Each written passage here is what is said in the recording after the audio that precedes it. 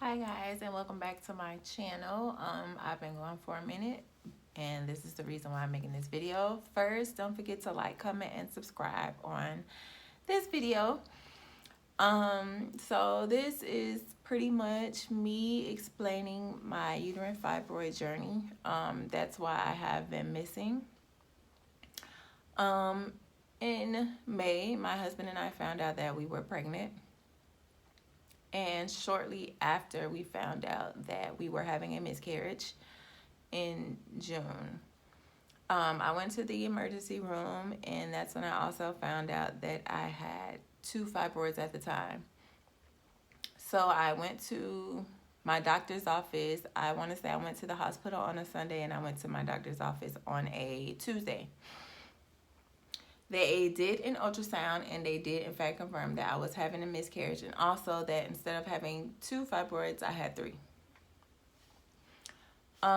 So they wanted me to, go through the process of having the miscarriage, which I did. I went through it naturally. I have a DNC or take any medications for it. And then after that, I went back and they wanted to, I guess, kind of monitor and look at my fibroids. So when I did go back, they did 2 ultrasounds. They did a regular ultrasound, and then they did a vaginal ultrasound. They wanted to measure how big they were, where they were. And when I did go back, they ended up finding 2 more. So in total, that was a total of 5 fibroids. 2 of my fibroids were the size of a softball. At this point, that's when my doctor decided that she wanted to do a procedure called a sonohysterogram, where they would put like this balloon type thing up in your uterus. It will open it up, and they would shoot some fluid in there to basically see, to make sure your uterus is fine, there's nothing wrong with it. So the day that I was supposed to have it done, I did go in to have the procedure done, but when my doctor tried to do it, it was unsuccessful. Reason being the placement and the sizes of my fibroids. So I had 2 fibroids at the bottom of my uterus, one on my right and one on my left. And they were pretty much pushing together towards one another. So it was very hard for her to even expand the balloon in my uterus because the fibroids were so big and that the space was so tight. So after that, she was like, you know what? You need to get this surgery done immediately. Also, while all of this was going on, I was still bleeding. So I pretty much bled from the beginning of June to a couple of days before my surgery, which was September 17th.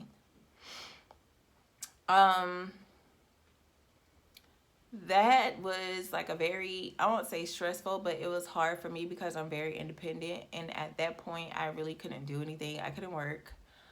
My iron was so low, if I would stand up, I would get dizzy, lightheaded. I couldn't stand for long periods of time. I had shortness of breath. So me just walking from my car to the house, I would be out of breath. I would be huffing and puffing. It got so bad to a point where literally one day I was trying to cook dinner, and I had to put a chair up to the stove for me to sit down just to cook dinner. So that was like really rough. That was like one of the roughest points throughout all of this, is just like my iron being so low, me being tired, not being able to do anything. All I could do was just lay down because, for one, I didn't have the energy, and 2, I couldn't do anything. So once we figured out that we were going to have this surgery, I had to get a lot of blood work done. And then leading up to the surgery, I was trying to prepare myself. My iron was extremely low. My iron was at a 7 before my surgery. So once I got everything done, sorry if I'm sniffling, this weather is changing in Georgia, and this is the reaction from it. So I want to say the day before, I had to go to pre-op. They took blood. They asked a lot of questions.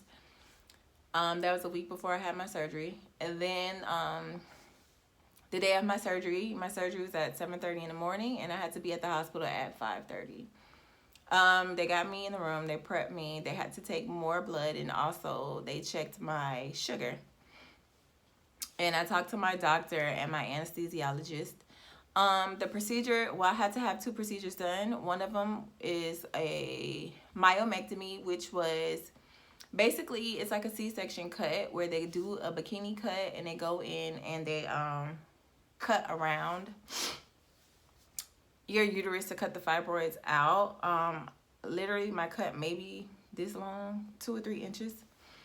So it's basically like a cesarean, but it's just they were taking out the fibroids. I had to have that procedure done because the size of my fibroids, and that's one of the ways that they were able to save my uterus because of my age and if I wanted to have kids. The other one, I do not remember the name. If I do, I will put it down in the description. But they go in vaginally. I did have a fibroid inside my uterus on the lining, and so what they did was they went in with like a little tool that had almost like a scope, but it also had teeth at the end of it. So what it did was break down the fibroid and pulled it out. So that's what I had done. I had both of those done the same day. What was supposed to be a 2-hour surgery ended up being 3. My doctor later on found out while I was in surgery that I had 4 more fibroids. So now we are at a total of 9. One of my fibroids was up by my navel area. That was the biggest one that you could see. And then I did also have a fibroid on my right fallopian tube. The one by my navel, they did have to cut up my muscles. I guess it's the ones in the middle of your stomach, like leading up to your navel. They had to cut it open just so they could get the fibroid out and then sew them back together. So that, they did that, and then I was wheeled into recovery. I don't remember what happened before surgery. I was out. Wheeled into recovery, I woke up, was not in any pain at all. I was hooked up to a morphine pump, which on the first day they kind of make you use it, but I really didn't need it. So they finally got me into my room. I was in and out of sleep like the first day. The second day is when they wanted you to get up and walk. My nurse realized that I wasn't using the morphine pump, so she just took it out. Nurses were in and out asking my pain level. Literally, like, I was in 0 pain. I felt nothing. For the most part, I was sore. I felt like I was doing crunches for like an entire week.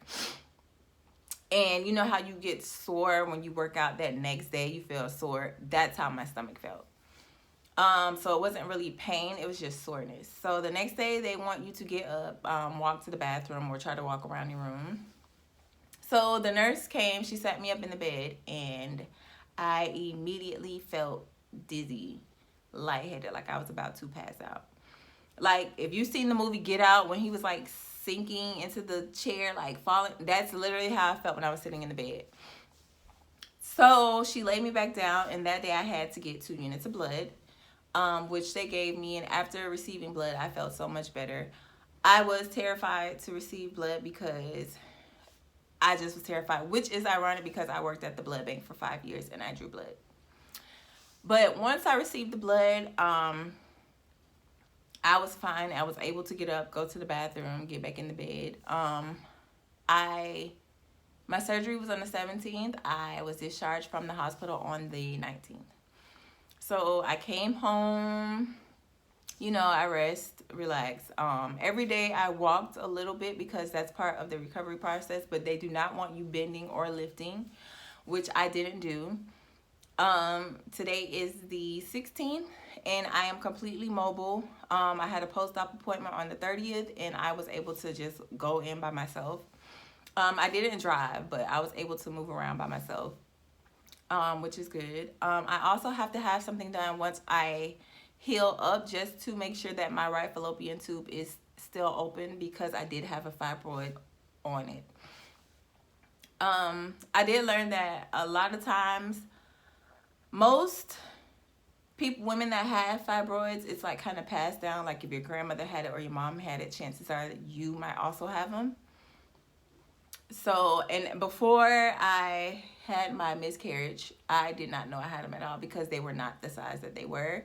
And sometimes, from what my doctor said, your HCG levels can increase the size of them. So I'm assuming that's what happened with me.